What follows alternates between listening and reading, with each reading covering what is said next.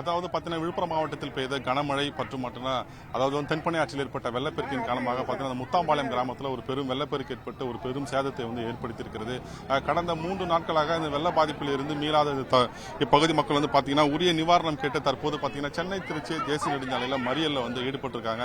கிட்டத்தட்ட 200க்கும் மேற்பட்ட பெண்கள் ஆண்கள் என அனைவரும் பார்த்தீங்கன்னா தற்போது சென்னை திருச்சி தேசிய நெடுஞ்சாலையில் சாலையில் அமர்ந்து தற்போது தொடர் மறியல் போராட்டத்தில் ஈடுபட்டிருக்காங்க. இதன் காரணமாக சென்னை திருச்சி தேசிய நெடுஞ்சாலை பார்த்தீங்கன்னா ஒரு கடும் போக்குவரத்து பாதிப்பு என்பது ஏற்பட்டிருக்கிறது.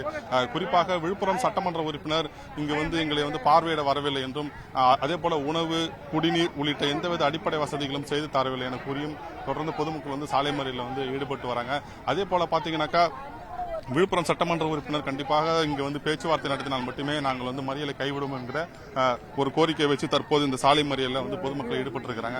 தொடர்ந்து பார்த்தீங்கன்னா சாலை மறியலில் ஈடுபட்டிருக்கக்கூடிய பொதுமக்களிடம் காவல்துறையினர் பேச்சுவார்த்தை நடத்தி அவர்களை சமாதானம் செய்யும் முயற்சியில் ஈடுபட்டிருக்கிறாங்க. கிட்டத்தட்ட அரை மணி நேரமாக நடைபெற்று வரக்கூடிய இந்த சாலை மறியல் காரணமாக கிட்டத்தட்ட பல கிலோமீட்டர் தொலைவுகளுக்கு சென்னை திருச்சி தேசிய நெடுஞ்சாலையில் வாகனங்கள் அணிவகுத்து நிற்பதை நம்மளால பார்க்க முடியுது. இப்போ தற்போது பார்த்தீங்கன்னா நம்மோடு பேசுவதற்காக இருக்கக்கூடிய பெண்கள் நம்ம கிட்ட இருக்கிறாங்க.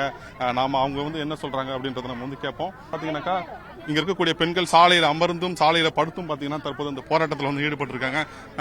அம்மா நீங்க சொல்லுங்க, இப்ப என்ன போராட்டம் பண்ணிட்டு இருக்கீங்க? என்ன 4 நாளாவது சார், 4 நாளா கரண்ட் இல்ல, தண்ணி இல்ல, சாப்பாடு இல்ல, படுக்க இடம் இல்ல, அவ்வளவு கஷ்டப்படுறேன் சார். ஒருத்தவங்க கூட வீட்டுக்கு சாப்பிட்டீங்களா, என்ன பண்ணீங்க, யாருமே கேட்கறது இல்ல சார்.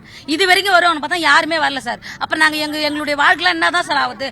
புள்ளக்குட்டி வச்சு 4 நாளா வெளியே வரல சார். குழந்தைங்களுக்கு பால் இல்ல, தண்ணி இல்ல, ஒரு பிஸ்கெட் இல்ல, கரண்ட் இல்ல, நாங்க எப்படி சார் வாழறது? ஒருத்தவங்க கூட அரசாங்கத்துல இருந்து ஒருத்தவங்க கூட வரல சார். நாங்க என்ன பண்றது சொல்லுங்க? அரசாங்கம் எதுக்கு இருக்குது?